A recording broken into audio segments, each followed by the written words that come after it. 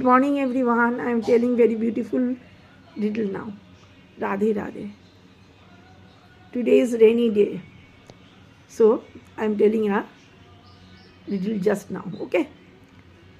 A zookeeper had 100 pairs of animals.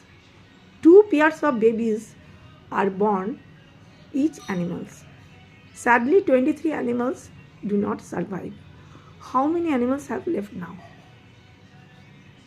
Okay, 100 pairs means 2 into 100 equal to 200 original animals.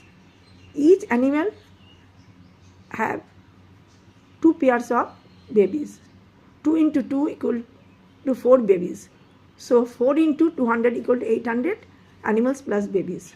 Original animal 200 plus 800 equal to 1000 animals total.